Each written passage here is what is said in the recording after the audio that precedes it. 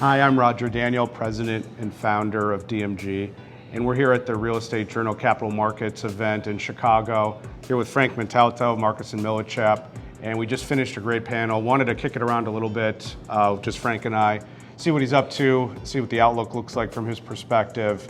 So Frank, appreciate the time today.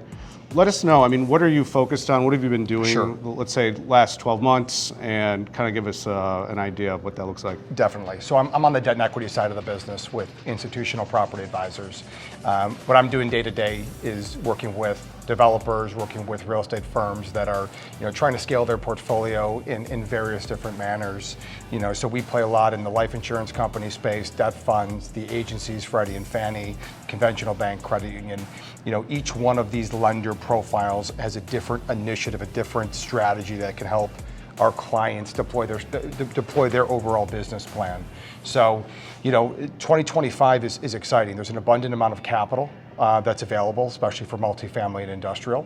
We're fortunate in the Midwest because a lot of our banks, from an allocation perspective, are looking to put out some powder this year. So I think that's going to help stimulate a lot of the activity overall. How about on the debt side? Any trends there? Anything you're seeing?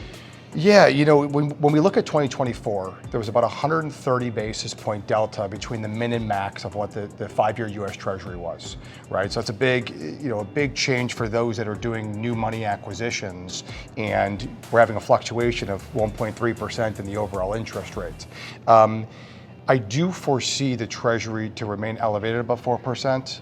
Simply because there's no signs that give us reasons otherwise, right? The U.S. Treasury is a Treasury bond versus SOFR, which is going off of different economic impacts. So until we can see that supply-demand mechanism change, that's when I can foresee the Treasury actually having downward pressure, and we all need it.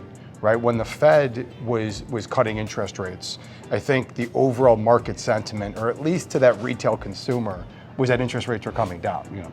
It was the opposite, right? The U.S. Treasury actually started an upward climb, which put additional stresses on overall leverage from most conventional lenders that were spread-based. And so where do deals come from in an environment like this? Where are you seeing sort of transactions?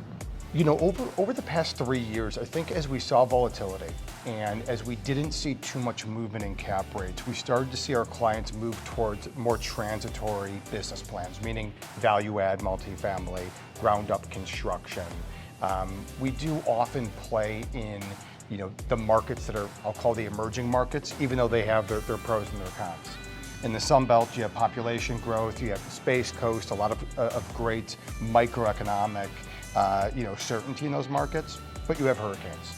In Chicago, you have an undersupplied market overall, not enough cranes in the air, you have great rental growth forecasts, but you can't get your hands around real estate taxes in Chicago. Northwest Arkansas, same thing, corporate dependency on Walmart and all the vendors that are in Northwest Arkansas, but there's an abundant amount of land. You don't really have a good dynamic between where those markets can go.